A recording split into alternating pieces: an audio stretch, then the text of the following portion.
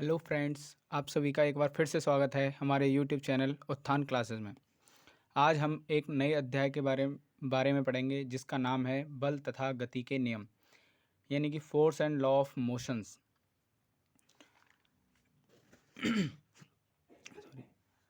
आइए स्टार्ट करते हैं अपनी क्लास। सबसे पहले हम फोर्स के बारे में जान लेते हैं। आखिर फोर्स होता क्या है, बल होता क्या है। बल वास्तव में ना तो किसी ने देखा है, ना किसी ने चखा है, ना बस और बस महसूस किया जा सकता है बल को। बल ना तो हम देख सकते हैं, ना ही चख सकते हैं, बस महसूस कर सकते हैं। मान लो हमें किसी ने धक्का दिया, ये हमने महसूस किया कि उसने हमें धक्का दिया, उसने फोर्स किया है, हमें फोर्स किया, ये बल है। आखिरकार बल की परिभाषा क्या होती है? तो बल वह बाह्य कारक होता है जो किसी वस्तु के स्थान में परिवर्तन कर दे। मेरा कहने का मतलब है कि वह बाह्य कारक जो किसी वस्तु को विराम अवस्था से गतिमान अवस्था में या फिर गतिमान अवस्था से विराम अवस्था में परिवर्तित कर दे, वही बाह्य कारक बल कहलाता है। और जो बल होता है वह एक सदिश राशि होती है। इसे F से डिनोट करते हैं। Force means F, F means force होता है, तो F से डिनोट करते हैं। और इसका ऐसा ही मात्रक न्यूटन होता है, क्योंकि सर्वप्रथम सर आइजैक न्यूटन ने इसे बताया था, तो उनके नाम पर इसका ऐसा ही मात्रक, जो मात्रक है, उनका नाम न्यूटन रखा गया। बल द्रव्यमान और त्वरण का गुणनफल होता है, यानी कि जो फोर्स होता है वह फोर्स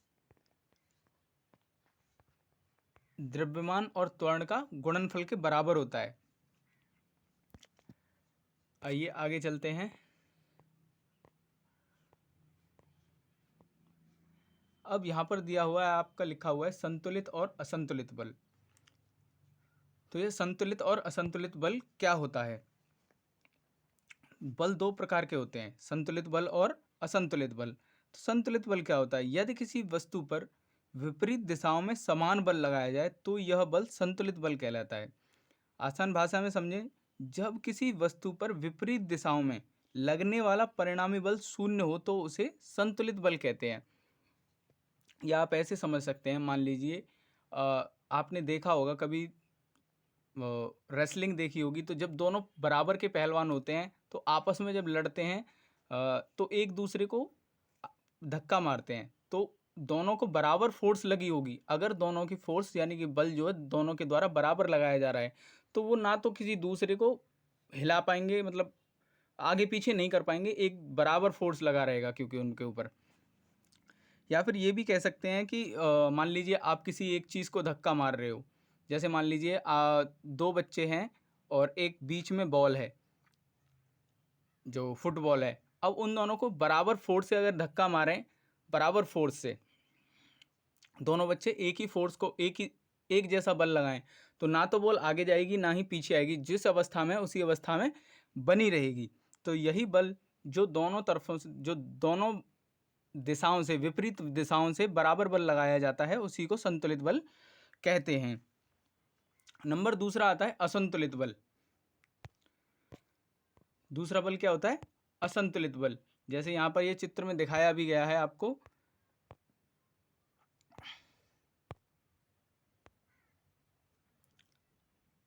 ये देखो, यहाँ पर केवल एक ही दिशा से दोनों धक्का लगा रहे हैं, तो ये असंतुलित बल है, क्योंकि केवल और केवल एक ही साइड से धक्का लगाया जा रहा है यहाँ पर सब में, इनमें। अगर ये एक बच्चा इधर होता और एक बच्चा इधर होता, एक मान लीजिए ये लड़का इधर होता और ये लड़की इधर होती और दोनों बराबर फोर्स लगाते, तो यह संतुलित बल कहलाता। अब आगे चलते हैं असंतुलित बल पे। असंतुलित बल क्या होता है? तो यदि किसी वस्तु पर विपरीत दिशाओं में लगने वाला बल असमान हो, वह असंतुलित बल कहलाता है। या फिर यूं कहें कि वस्तु पर विपरीत दिशाओं में लगने वाले परिणामी बल शून्य न हो तो वह असंतुलित बल कहलाता है। तो मान लीजिए हम किसी वस्तु को धक्का लगाएं केवल एक तरफ से और सामने कोई चीज़ ना हो, यानी कि दूसरी तरफ से कोई बल ना लग रहा हो, हम केवल एक तरफ से उसको पुश करें, धक्का लगाएं, तो वो गतिमान अवस्था में आ जाएगी। या फिर कोई चीज़ चल रही होगी और हम उसको रोकने की कोशिश करें फोर्स लगा के, तो वह रुक जाएगी, विराम अवस्था में आ जाएगी। तो यह कैसा बल हुआ? असंतुलित बल हुआ। और भी बल कई प्रकार के होते हैं, जैसे आपने उनका नाम सुना होगा, क्षेत्र बल, संपर्क बल, गुरुत्वाकर्षण बल, चुंबकीय बल, नाभिकीय बल, घर्षण बल, ये सब बहुत सारे बल होते हैं। तो अभी हमें उनके बारे में नहीं पढ़ना है, अभी हमें केवल गति के नियमों के बारे में पढ़ना है। तो हम आगे चलते हैं और गति के नियमों के बारे में पढ़ते हैं। तो गति का पहला नियम क्या है वो जान लेते हैं। गति का पहला नियम,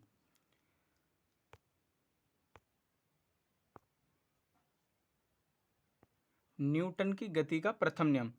जो 3 नियम दिए थे वह न्यूटन द्वारा दिए गए थे।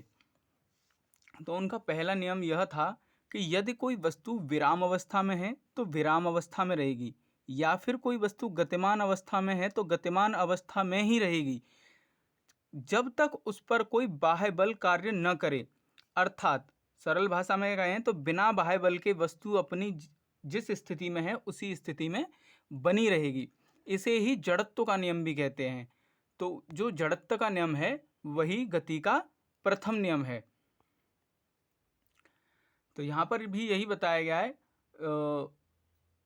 कि जब कोई बाह्य बल कार्य नहीं करता, वस्तुएं एक निश्चित गति से चलती हैं,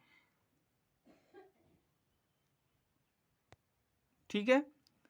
तो अब उदाहरण मान लीजिए, आपने कभी महसूस किया होगा जब आप बस में बैठे होंगे, तो जैसे मान लीजिए बस एक रफ्तार से चल रही है और आप उसमें बैठे हैं, अचानक से बस ड्राइवर ब्रेक लगाता है और आप आगे की ओर झुक जाते हैं। बस रुक जाती है लेकिन आप आगे की ओर झुक जाते हैं, क्यों? क्योंकि आप बस के साथ गतिमान अवस्था में थे।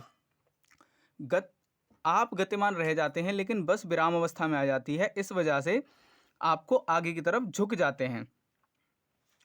तो यह गति का प्रथम नियम होता है। और दूसरा उदाहरण लें, जैसे मान लीजिए एक कांच का गिलास है, उसके ऊपर आपने एक ताश का पत्ता रखा है और उसके ऊपर एक आपने 5 रुपए का सिक्का रखा हुआ है। जब हम ताश के पत्ते को तीव्र गति से यानी कि झटका दें, उसे झटका दें या जल्दी से खींच लें, तो जो पत्ता है वो गतिमान अवस्था में आ जाएगा, लेकिन जो उसके ऊपर 5 रुपए का सिक्का रखा हुआ है वह आपका विराम अवस्था में ही रहेगा, जिसकी वजह से पत्ता हट जाएगा और सिक्का जो है जड़त्व या फिर विराम अवस्था के कारण गिलास में ही गिर जाएगा। तो यही जड़त्व का नियम फॉलो करता है और इसे ही हम गति का प्रथम नियम भी कहते हैं। अब आता है गति का दूसरा नियम।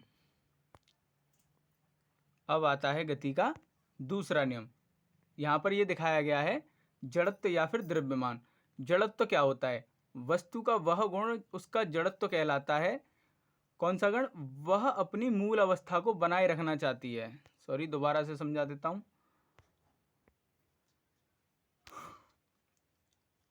प्रत्येक वस्तु अपनी गति की अवस्था में परिवर्तन का विरोध करती है, चाहे वह विराम अवस्था में या गतिशील अवस्था में हो, वह अपनी मूल अवस्था को बनाए रखना चाहती है। वस्तु का यही गुण उसका जड़त्व कहलाता है।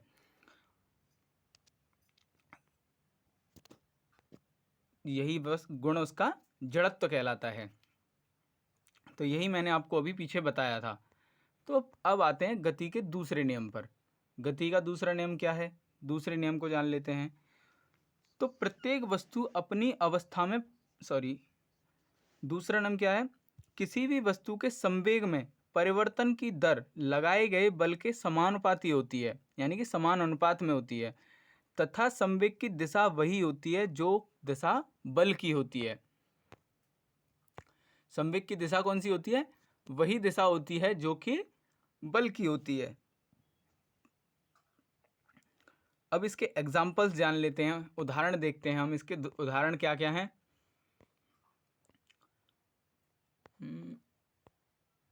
उदाहरण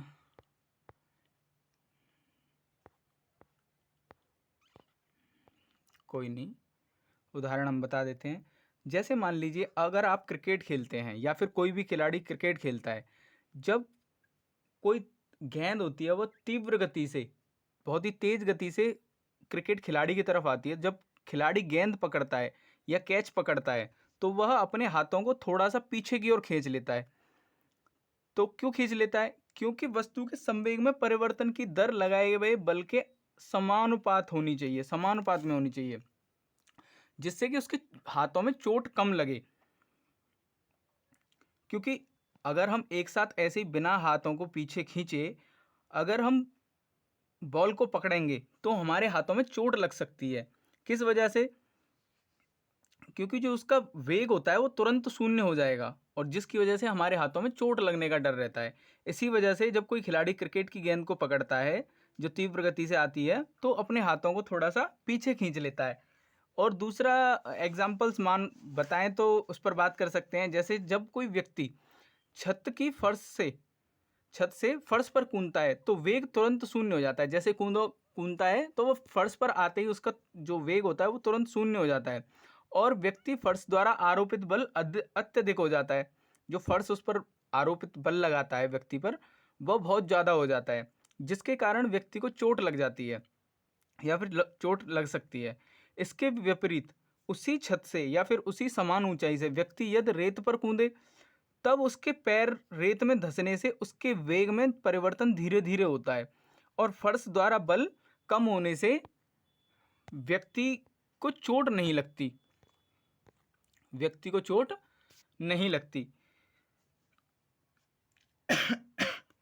सॉरी। अब हम गति के दूसरे नियम की गणितीय निगमन की गणना करते हैं।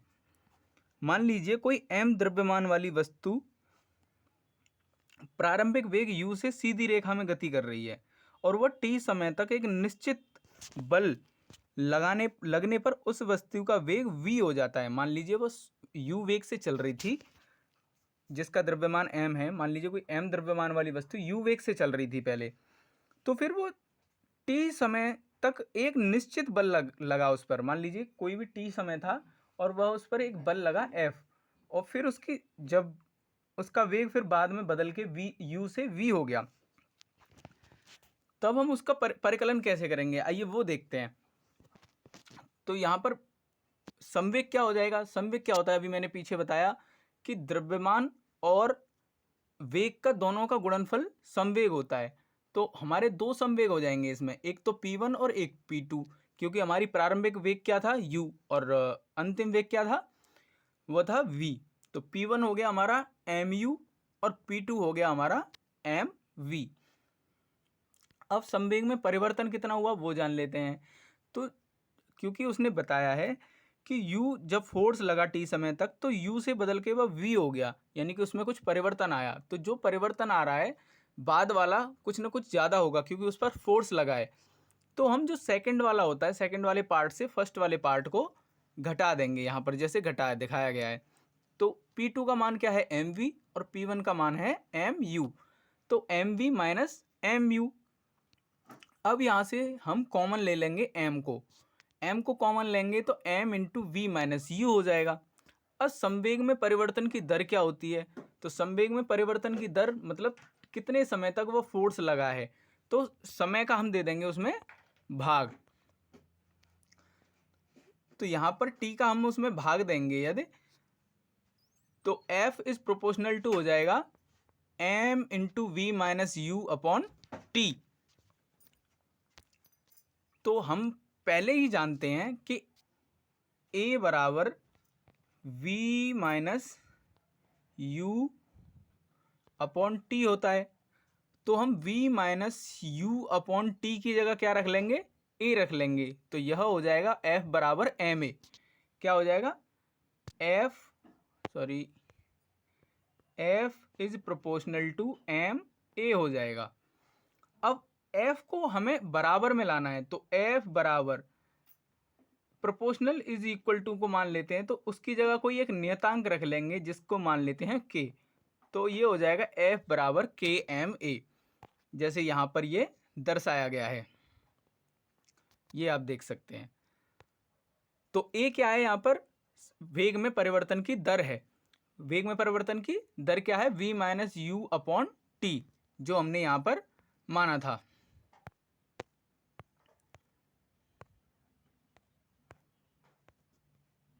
ये वाला हमने हिस्सा माना था, v minus U upon T बराबर क्या माना था? ए मान लिया था, त्वरण मान लिया था इसे। तो अब हम यहाँ पर देखेंगे कि टी एक जो के है, हमने जो के माना है इज प्रोपोर्शनल टू था पहले, फिर हमने बराबर में लेके उसको क्या मान लिया, के मान लिया। तो के क्या है, अनुपातिक स्थिरांक है। द्रव्यमान और त्वरण के ऐसा ही मात्रक क्या है, तो द्रव्यमान का मात्रक होता है किलोग्राम और त्वरण का मात्रक होता है मीटर पर सेकंड स्क्वायर। जब इन दोनों को मिलाया जाए तो आप पाएंगे कि इसका जो इकाई बल का होता है, जो मात्रक निकल के आता है वो हम निकल के आता है किलोग्राम मीटर पर सेकंड स्क्वायर, जिसको हम शॉर्ट भाषा में न्यूटन का नाम दिया गया है, क्योंकि इसे न्यूटन ने दिया था। तो इन्हें सर आइजैक न्यूटन के नाम पर न्यूटन भी कहते हैं। इसका मात्रक एक्चुअल में क्या है, बल का मात्रक ये निकल के आया हमारे पास किलोग्राम मीटर पर सेकंड स्क्वायर। लेकिन इसे तो हमारा सूत्र क्या निकल के आया, F बराबर के एम ए। लेकिन यहाँ पर जो के का मान होता है, जो के है हमारा, के को केवल इकाई मान लिया जाता है, के को केवल एक ही मानते हैं, क्योंकि यह क्या है, अनुपातिक स्थिरांक है। तो अगर हम कहें तो हमारा जो फाइनल वैल्यू जो निकल के आती है वह केवल यही निकल के आती है कि F बराबर, अगर के को एक मान लेंगे तो ए का तो कोई वैल्यू है नहीं, अगर एक को किसी में गुणा कर लिया जाए तब भी वही वैल्यू रहती है, और जो एक का किसी में भाग दे दिया जाए तब भी वही वैल्यू रहती है। तो हमारा जो निकल के आएगा, जो आपका सूत्र निकल के आएगा, जो आपका है वह है F बराबर एम ए। तो चलिए आइए आगे बढ़ते हैं और एक दो एग्जाम्पल्स देख लेते हैं इसको लगाने का, जो फॉर्मूला कैसे फिट होता है और कैसे हम सवाल इससे सॉल्व करते हैं, आगे जान लेते हैं। तो यहाँ पर देखिए, यहाँ पर एक उदाहरण दिया हुआ है ये वाला। इसमें कहा गया है, एक मिनट, इसमें कहा गया है कि एक 5 किलोग्राम द्रव्यमान वाली वस्तु पर 2 सेकंड के लिए एक नियत बल कार्य करता है। उसका m कितना हो गया हमारे पास, ये हो गया 5 किलो। और जो फोर्स काम कर रहा है वो नियत बल से काम कर रहा है, नियत बल काम कर रहा है, और कितनी देर के लिए काम कर रहा है, तो t हमारा कितना हो गया, 2 सेकंड हो गया। यह वस्तु के वेग को 3 मीटर प्रति सेकंड से बढ़ाकर 7 मीटर प्रति सेकंड करता है। जो हमारा u है वो हो गया, जो प्रारंभिक वेग है वो हो गया 3 मीटर प्रति सेकंड, और जो हमारा v है वह हो गया 7 मीटर प्रति सेकंड। तो लगाए गए बल की मात्रा ज्ञात कीजिए। हमें F पूछा गया है, F हमें पूछा गया है पहला, और दूसरा क्या पूछा गया, यदि इसी बल को 5 सेकंड के बल के लिए 5 सेकंड के लिए आरोपित किया जाए तो वस्तु का अंतिम वेग क्या होगा। अंतिम वेग v पूछा है, कब पूछा है, जब इस बल को, जो नियत बल लगा हुआ है उसको 5 सेकंड के लिए लगा रहने दें तब। तो पहले हम F निकालेंगे, b निकालेंगे बाद में। तो F कैसे निकालते हैं वो देख लेते हैं, आगे बढ़ते हैं। तो यहाँ से हमें पता चला कि u हमारे पास कितना है, 3 मीटर प्रति सेकंड, v कितना है, 7 मीटर प्रति सेकंड, टाइम जो नियत फोर्स लगा है वो कितनी देर लगा है, t मतलब 2 सेकंड, और जो हमारा द्रव्यमान है उस वस्तु का वह कितना है, 5 किलोग्राम। तो अगर हम अपने फॉर्मूला लगाएं, हमने तो केवल यही निकाला था कि F बराबर एम ए, लेकिन हम यहाँ पर जानते हैं कि a बराबर क्या होता है, तो a होता है v minus U upon T होता है। यही तो बीच में निकला था, वो तो हमने सॉर्ट करने के लिए से F बराबर एम ए लिख लिया था। तो हम तो जानते हैं पहले से कि त्वरण क्या होता है, जो दोनों वेग होते हैं उनका जो अंतर होता है वह समय अनुसार, समय के अनुसार जो परिवर्तन होता है उसमें वह होता है। तो हम डायरेक्टली यहाँ पर F बराबर एम ए लिख लें, पहले F बराबर एम ए, और उसके बाद हम अगर a को तोड़ें तो क्या हो जाएगा, तो ये निकल के आएगा हमारे पास F बराबर M into V minus U upon T. तो इस सूत्र में अगर हम इस जो फॉर्मूला है जो हमारे पास में, अगर इसमें इन सबको फिट करते हैं, जैसे मान लीजिए m कितना है हमारे पास, m है हमारा, एक मिनट, m है हमारा 5, कितना है 5, और जो अंतिम वेग है वह है 7, और जो प्रारंभिक वेग है वो कितना है 3, प्रारंभिक वेग 3 बटे समय कितना है 2। अगर इसको हम सॉल्व करें तो 7 में से 3 जाएगा तो 4, 5 गुणा 4 बटे 2, तो 2 से कट जाएगा 4 2 बार, तो 5 दूनी 10, तो इसका जो वैल्यू निकल के आई, जो फोर्स पूछा गया है कि कितना लगा है उस पर फोर्स, तो कितना लगा है 10 न्यूटन। वैसे इसका मात्रक क्या है, किलोग्राम मीटर प्रति सेकंड स्क्वायर ये, लेकिन हम उसको लिखते क्या है न्यूटन, क्योंकि इसे न्यूटन साहब ने बताया था, तो इसको हम क्या मान रखा है, इसका न्यूटन इसका प्रतीक रखा गया है। अब हमने यहाँ पर निकाल लिया आपका बल। अब उसने पूछा है कि यही बल अगर 5 सेकंड तक लगा रहे, यही जो नियत बल पहले लगा हुआ था उस पर यही बल 5 सेकंड तक लगा रहे, तो उसका अंतिम वेग क्या होगा। तो आइए अंतिम वेग निकालते हैं। तो हमारा फॉर्मूला क्या है, तो एफ फॉर्मूला है हमारा, एक मिनट,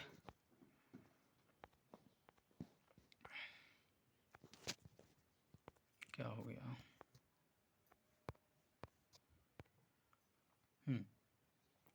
फॉर्मूला है हमारा एफ बराबर M into V minus U upon T. तो हमें निकालना क्या है, अंतिम वेग वी निकालना है। तो अगर हम यहाँ पर क्रॉस मल्टीपल कर दें तो क्या हो जाएगा एफ टी, क्या हो जाएगा यहाँ पर एफ टी, एफ टी बराबर M V minus M U हो जाएगा, है ना, हो जाएगा कि नहीं। फिर अगर ये होता है तो हमें निकालना है केवल v,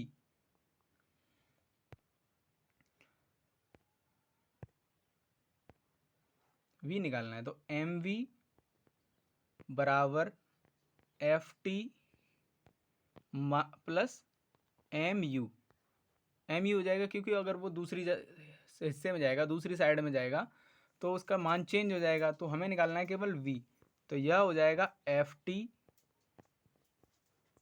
प्लस एम यू बटे एम, ये हो जाएगा। तो आइए अब इनके मान रख लेते हैं, मान क्या क्या है वो देख लेते हैं।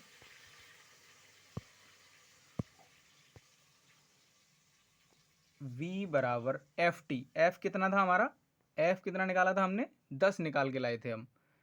टी कितना है 5 सेकंड, उसने कहा कि हमें 5 सेकंड का वेग लगाया जाए तब, प्लस और क्या था यू एम, एम कितना है हमारे पास 5 और यू कितना था 3 बटे क्या आया एम यानी कि 5। तो ये कितना हो गया 10 पंजे 50 और 5 तिया 15, कितना हो गया टोटल हो गया 65 बटे 5। अगर 5 को डिवाइड किया जाए, सॉरी 65 को डिवाइड किया जाए 5 से, तो कितना निकल के आ जाएगा हमारे पास 13। तो ये हो जाएगा 13 मीटर प्रति सेकंड। ठीक है, तो हमारा जो लास्ट वैल्यू निकल के आएगी, जो v की जो अंतिम वेग होगा वो कितना होगा 13 मीटर प्रति सेकंड होगा, जो यहाँ पर ये दिखाया गया है। तो ये मैंने आपको सॉल्व करके बताया है।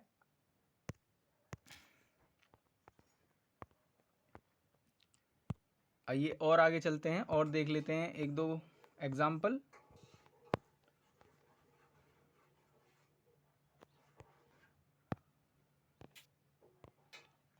अब ये दूसरा एग्जाम्पल दिया हुआ है यहाँ पर कि किसमें अधिक बल की आवश्यकता होगी यदि 2 किलोग्राम द्रव्यमान वाली किसी वस्तु को 5 मीटर प्रति सेकंड स्क्वायर की दर से त्वरित करने में 4 किलोग्राम द्रव्यमान वाली वस्तु को 2 मीटर प्रति सेकंड की दर से त्वरित करने में, मतलब दो वैल्यू दी हुई हैं इसमें,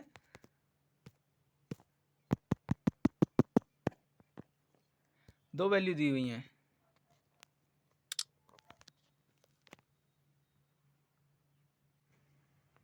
अब हमें दूसरा एग्जाम्पल्स दिया हुआ है आपको यहाँ पे, इसमें लिखा हुआ है कि 2 किलोग्राम द्रव्यमान वाली किसी वस्तु को, तो यहाँ पर दो वस्तु दी हुई हैं। पहले तो ये देखिए, यहाँ पर आपको दो द्रव्यमान वाली दो वस्तु दी हुई हैं, दोनों के द्रव्यमान अलग अलग हैं, दोनों के त्वरण अलग अलग हैं। तो उसको पहले पढ़ लेते हैं कि किसमें अधिक बल की आवश्यकता होगी, यानी कि दो वस्तुएं दी हुई हैं और दोनों का द्रव्यमान और त्वरण अलग अलग है। तो उसमें F1 और F2 दोनों को अलग अलग पूछा गया है, F1 और F2 को अलग अलग पूछा गया है। तो किस में अधिक बल लगाने की आवश्यकता है, तो 2 किलोग्राम द्रव्यमान वाली किसी वस्तु को 5 मीटर प्रति सेकंड स्क्वायर से त्वरित करने पर, या फिर 4 किलोग्राम वाली द्रव्यमान वाली वस्तु है उसको 2 मीटर प्रति सेकंड स्क्वायर की दर से त्वरित करने पर। तो दोनों का द्रव्यमान अलग अलग है और त्वरण जो है वो भी अलग अलग है, और F1 F2 दोनों को अलग अलग पूछा गया है। तो यहाँ पर निकालते हैं हम। तो F1 बराबर M1 इंटू A1, क्योंकि F बराबर Ma होता है। यहाँ पर दो वैल्यू अलग अलग दी हुई हैं और दोनों का अलग अलग पूछा गया है, तो हम दोनों को अलग अलग निकालेंगे। तो F2 बराबर क्या हो जाएगा, M2 और A2। अब F1 में जो निकालना है वहाँ पर M दिया गया है 2 किलोग्राम और A1 दिया है आपका 5 मीटर प्रति सेकंड स्क्वायर। तो F1 की वैल्यू यहाँ पर क्या निकल के आई, 10 किलोग्राम मीटर पर सेकंड स्क्वायर, जिसको हम न्यूटन में लिखते हैं। तो इसकी वैल्यू कितनी निकल के आई, 10 न्यूटन। अब F2 देख लेते हैं। F2 में क्या दिया हुआ है, M जो दिया हुआ है 4 किलोग्राम और जो आपका त्वरण दिया है वो दिया है 2 मीटर पर सेकंड स्क्वायर। तो यहाँ पर कितनी वैल्यू निकल के आई, 8 किलोग्राम मीटर पर सेकंड स्क्वायर, यानी कि 8 न्यूटन। तो F2 हमारा निकल के आया। अब इसमें आप 8 न्यूटन निकल के आया, तो अब इसमें आप आराम से बड़े आसानी से इसमें अंतर निकाल सकते हैं कि कौन सा फोर्स में, किस में हमें कौन सी वैल्यू में हमें फोर्स ज़्यादा लगाना पड़ेगा। तो जाहिर है बिल्कुल साफ साफ दिख रहा है कि F1 में हमें फोर्स ज़्यादा लगाना पड़ रहा है। तो इससे आप बड़े आसानी से पहचान सकते हैं और आसानी से ऐसे सवालों को सॉल्व कर सकते हैं। आइए और एक दो एग्जाम्पल देखते हैं आगे। यहाँ पर है एक ये सवाल दिया हुआ है 9.4 वाला कि 5 न्यूटन का एक बल किसी द्रव्यमान M1 को 10 मीटर प्रति सेकंड स्क्वायर से त्वरित कर देता है तथा द्रव्यमान M2 को 20 मीटर प्रति सेकंड स्क्वायर की दर से त्वरित कर देता है। अगर दोनों द्रव्यमानों को एक साथ मिला दिया जाए तो इस बल के द्वारा क्या त्वरण उत्पन्न होगा। इसका कहने का मतलब है यहाँ पर M1 दिया हुआ है और A1 दिया हुआ है और A2 दिया हुआ है और F दिया गया है। तो इनकी सहायता से हमें M1 और M2 निकालना है। उसके बाद में हमें टोटल का A निकालना है, ये निकालना है हमें। तो आइए निकालते हैं, कैसे निकालना है। तो हमें पहले पता है कि पहले हम कैसे सॉल्व करते हैं। हमें तो बस एक ही फॉर्मूला पता है, वह है F बराबर M1 A1, क्योंकि उसमें दोनों अलग अलग दिया हुआ है। यहाँ पर आपको साफ साफ दिखाई दे रहा था अभी जो हमने क्वेश्चन पढ़ा था 9.4 वाला। तो F1 बराबर M1 A1, तो F1 हम निकालेंगे। F हमें दिया हुआ है तो द्रव्यमान हमें निकालना है, क्योंकि उसने कहा है कि M1 द्रव्यमान को 10 मीटर पर सेकंड स्क्वायर की दर से त्वरित करता है। तो F हमें दिया हुआ है 5 और M1 हमें पूछा गया है और A कितना दिया है 10। तो 5 को अगर हम काट दें 10 से तो M1 हमारा कितना निकल के आएगा, यहाँ से ये 2 बार कट जाएगा आपका 10, तो दूसरी साइड ले जाएंगे तो कितना आ जाएगा 1/2, यानी कि 0.5 किलोग्राम। तो हमारा M1 कितने निकल के आया 0.5। तो इसको हम एक यहाँ पर साइड पे लिख लेते हैं। पहले यहाँ पर लिख लेते हैं 0.5 किलोग्राम M1। अब हम निकालेंगे M2 किसकी सहायता से,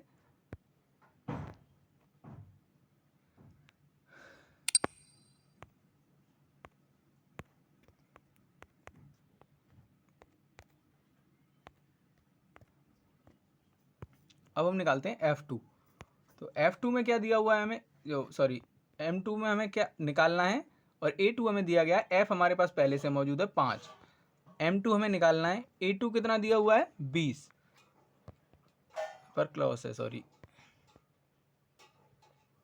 यहाँ का दोनों का मल्टीप्लाई हो रहा है तो यहाँ पर ये कर देंगे। तो अब हम M2 निकालेंगे तो क्या हो जाएगा 5/20, 5 चौक 20, 4 बार कट जाएगा ये जो आपका 20 है। तो अगर एक में हम 4 का भाग देते हैं तो कितना आ जाएगा 0.25 किलोग्राम। क्या आ जाएगा 0.25 किलोग्राम।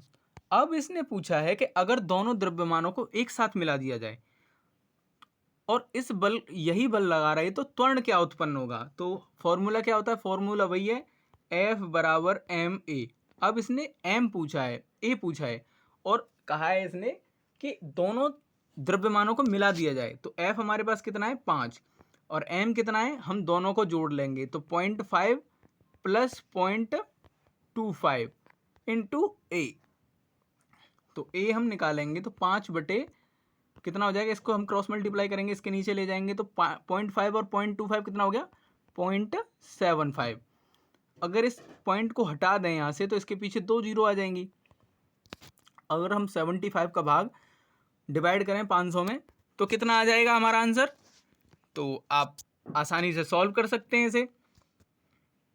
इसका आ जाएगा जो भी आंसर आए इसका आप देख सकते हैं कितना आ रहा है, 6.67 आएगा इसका आंसर। जो यहाँ पर आ रहा है ये आपको दिख रहा है 6.67। ये सॉल्व करने पर 5 न्यूटन का बल लगाने पर F बराबर एम ए में आराम से रखेंगे तो A बराबर F अपॉन एम हो जाएगा 5/10.75 किलोग्राम। इसको हम जब हम काटेंगे इससे तो कितना आ जाएगा, त्वरण का मान कितना निकल के आ जाएगा, 6.67 मीटर प्रति सेकंड स्क्वायर। ऐसे ही इसके काफ़ी मज़ेदार सवाल हैं। और अगर आपके पास PDF नहीं है तो हमने इसके डिस्क्रिप्शन बॉक्स में इसकी लिंक दी हुई है, आप वहाँ से PDF प्राप्त कर सकते हैं। हमने आपको प्रोवाइड करवाई हुई है। और जो भी इसमें सवाल दिए हुए हैं उनको आप अपने तरफ से सॉल्व करके देख सकते हैं। तो आइए हम आगे बढ़ते हैं और आगे चलते हैं गति के तीसरे नियम की तरफ। तो गति का तीसरा नियम क्या कहता है, न्यूटन साहब ने तीसरा नियम में यह बताया और इसका दूसरा नाम है, इसे क्रिया प्रतिक्रिया का नियम भी कहते हैं। जो गति का तीसरा नियम है उसे क्रिया प्रतिक्रिया का बल भी कहते हैं, का नियम भी कहते हैं। तो न्यूटन साहब ने बताया कि प्रत्येक क्रिया के समान, जो प्रत्येक क्रिया हो रही है उसके समान तथा विपरीत दिशा में प्रतिक्रिया होती है। अर्थात जब कहेंगे या फिर ऐसे कह सकते हैं कि जब कोई वस्तु किसी दूसरी वस्तु पर बल लगाती है तो दूसरी वस्तु भी पहली वस्तु पर उतना ही बल लगाती है किंतु विपरीत दिशा में लगाती है। जैसे मान लो आप ऐसे कह सकते हैं कि मान लीजिए आप खड़े हैं किसी, मान लीजिए आप बंदूक लेके खड़े हैं, तो जब आप बंदूक चलाते हैं तो आपने देखा होगा वो आप जैसे जितनी स्पीड से बुलेट निकलती है, जो आपकी बंदूक से जितनी स्पीड से बुलेट निकलती है उतनी स्पीड से वह झटका देती है पीछे की तरफ। आपने बहुत टाइट किया हुआ था, इसीलिए बोला जाता है कि जो आपकी बंदूक है उसको टाइट पकड़िए, तो वो झटका देती है पीछे की तरफ। तो इसे ही क्रिया प्रतिक्रिया का बल कहते हैं। जो पहली वस्तु द्वारा बल लगाया जाता है उसे क्रिया कहते हैं। जैसे मान लीजिए बुलेट निकली तो उसने क्या की, क्रिया की, तथा दूसरी वस्तु क्या होगी, दूसरी वस्तु द्वारा जो बल लगाया जाता है वो प्रतिक्रिया बल कहलाता है। जो हमने जैसे उसका जो वो होता है ट्रिगर होता है, ट्रिगर दबाया या क्रिया हुई, और जब वो वस्तु वहां से निकली और उसने क्या की, प्रतिक्रिया की, जो झटका लगा वो क्या हुआ, प्रतिक्रिया हुई। और आप दूसरा उदाहरण ले सकते हैं, जैसे मान लीजिए जब नाव के जो किनारे होता है, जो नदी के किनारे कोई नाव है उसमें आप खड़े हैं, किनारे जब नाव आ जाती है, जैसे हम घूमने जाते हैं नाव में, तो नाव में बैठे होते हैं, उसके बाद जब किनारे पे आ जाती है नाव, वो जब हम उसमें से कूदते हैं तो आपने देखा होगा उसको कि जैसे ही हम कूदते हैं तो हम तो किनारे पर आ जाते हैं, लेकिन कुछ जो नाव होती है कुछ थोड़ी सी पीछे हट जाती है। तो ये भी क्रिया प्रतिक्रिया है। जैसे आपने क्रिया की आगे कूदने की, लेकिन जो नाव है वह थोड़ी पीछे चली गई, तो यह प्रतिक्रिया हुई। जैसे आप तैरते हैं, पानी में तैरते हैं, आप हाथ चलाते हैं, हाथों से तैरते हैं, तो आप जैसे ही पानी को हाथों से हटाते हैं ये क्रिया हुई। वैसे ही पानी आपको प्रतिक्रिया लगाता है, आगे बढ़ा देता है उसकी वजह से। जैसे ही आप पानी को पीछे हटाते हैं वह आपको पानी जो है आपको आगे बढ़ा देता है, यह प्रतिक्रिया है। जैसे मान लीजिए आप कोई बॉल, जो बॉल होती है, टेनिस बॉल होती है या फिर क्रिकेट बॉल होती है रबड़ वाली, उसको आप तेजी से किसी दीवार पर मारिए, तो ये क्रिया हुई। और जब वो वापस आती है उसी स्पीड से, आपकी तरफ देखा होगा आपने, वापस भी आती है वो आपको जब आप पकड़ते हैं उसे, तो यह प्रतिक्रिया हुई। किसके द्वारा प्रतिक्रिया हुई, दीवार के द्वारा या फिर बॉल के द्वारा। तो यही क्रिया प्रतिक्रिया का बल नियम कहलाता है। यहाँ पर देखिए, यही यहाँ पर उदाहरण दिए गए हैं कि गोली पर लगने वाला त्वरित तथा बंदूक का प्रतिक्षेपण। तो यहाँ पर यही बताया गया है कि जब हम गोली चलाते हैं तो वह गति करती है पीछे की तरफ, प्रतिक्रिया करती है। गोली आगे जाती है और उस पर छोटा हल्का झटका लगता है आपको। जितनी स्पीड से आपकी बंदूक की गोली निकलती है उतनी स्पीड से जो बंदूक होती है पीछे की तरफ हटती है। तो यह क्रिया प्रतिक्रिया का बल है, नियम है, सॉरी।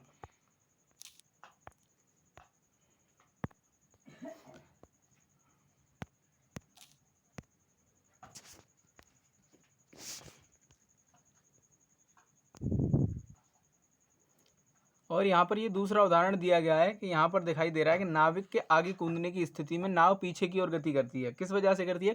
क्रिया प्रतिक्रिया बल की वजह से। जैसे यहाँ पर आपको दिखाई दे रहा होगा, दो बच्चे अलग अलग जो पहिए वाली दो गाड़ियों पर खड़े हुए हैं। जैसे ये एक दूसरे को मान लीजिए धक्का देते हैं, ऐसे करके दोनों जब आपस में, ये इसे धक्का देगा और ये इसे धक्का देते हैं, तो दोनों पीछे की तरफ हट जाते हैं क्योंकि एक दूसरे की प्रतिक्रिया हो रही है। जैसे इन्होंने क्रिया की तो यह प्रतिक्रिया भी करती है, तो पीछे हट जाएंगे दोनों, क्योंकि ये धक्का दे रहे हैं आगे की तरफ लेकिन जाएंगे पीछे की तरफ। तो यह भी क्रिया प्रतिक्रिया का नियम है। अब आगे है संवेग संरक्षण का नियम। आइए मैं इसको आपको सिंपल वे में समझा देता हूँ। आगे चलते हैं, एक नया पेज ढूंढ लेते हैं, उसमें आपको पूरा का पूरा समझाता हूँ।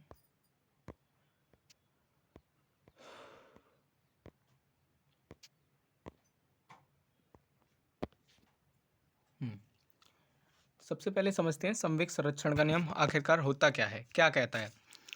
तो संवेग संरक्षण के नियम अनुसार यदि दो पिंडों के किसी निकाय पर बाह्य बल शून्य है तो निकाय पर पूरा जो संवेग होता है, संपूर्ण संवेग संरक्षित रहता है।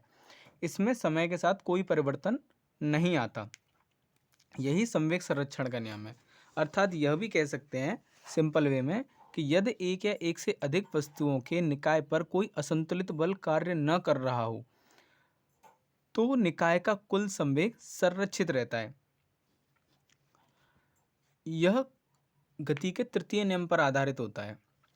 तो संवेग संरक्षण आखिरकार मैं आपको पहले ही बता चुका हूँ कि संवेग क्या होता है। तो संवेग क्या होता है?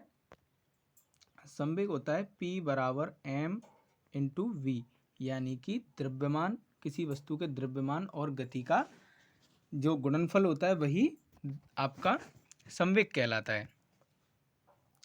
तो संवेग संरक्षण के नियम का निगमन करते हैं।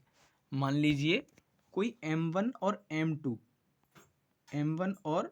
m2 वाली कोई दो पिंड हैं जिनका वेग है v1 और v2, तब उनके संवेग क्या होंगे? तो इनका संवेग क्या होगा? तो p1 p2 होंगे। तो यहाँ पर अगर हम लिख लें p1 बराबर m1 v1 और p2 क्या हो जाएगा हमारे पास? m2 v2, यही हो जाएगा। अब इस जो हमारे पास जो अलग अलग पिंड हैं उनका अगर हम दोनों का संपूर्ण निकाय, जो मतलब संपूर्ण जो पिंड है उसका संवेग निकालें निकाय का पूरे का, तो हम p निकाल सकते हैं, इसे p बोल सकते हैं। तो p बराबर क्या हो जाएगा? p1 और p2, क्योंकि हमने संपूर्ण जो पूरा का पूरा है उस निकाय का संवेग पूछ लिया मान लीजिए। तो हमारे पास क्या हो जाएगा? तो ये हो जाएगा m1 v1 plus m2 v2, ये हो जाएगा। अब हम इसका मान लीजिए समय के सापेक्ष t जो संवेग है, जो संवेग का t के समय के सापेक्ष अवकलन करें, मान लीजिए t समय के साथ में, तो क्या हो जाएगा? तो ये हो जाएगा हमारा dp बटे dt बराबर, यानी कि t में सबका भाग देना है, तो m1 dv1 upon dt plus m2 dv2 upon dt, ये हो जाएगा। अब हम जानते हैं कि a बराबर क्या होता है? हम जानते हैं कि a बराबर v अपॉन t होता है। कि त्वरण क्या होता है? जो उसका वेग होता है उसमें परिवर्तन की दर, समय के अनुसार परिवर्तन जो होता है उसमें, वह क्या कहलाता है? त्वरण कहलाता है। तो हम इसको ये भी लिख सकते हैं कि m1 a1, ये लिख सकते हैं आराम से, क्योंकि ये हमारा क्या हो जाएगा टोटली ये जो यहाँ से यहाँ तक है वो क्या हो जाएगा, A1 हो जाएगा, और ये यहाँ से यहाँ तक A2 हो जाएगा। तो प्लस M1 A1 और M2 A2 हो जाएगा, लिख सकते हैं। अब हमारे पास M1 A1 किसका फॉर्मूला है, हमें याद आ रहा होगा, F1, यानी कि F बराबर क्या होता है, MA। यहाँ पर लिखा है M1 A1, तो इसको लिख सकते हैं F1 प्लस यहाँ पर लिख सकते हैं F2। ये लिख सकते हैं आराम से, हम नहीं लिख सकते। और यही सेकंड नियम भी है, सेकंड लॉ भी है न्यूटन्स का। तो F बराबर MA, यही तो है। अगर हम अब ये है कि हम जो परंतु जो F1 और F2 है, यह निकाय का आंतरिक बल है, यानी कि उसके अंदर का बल है। तो क्या होगा,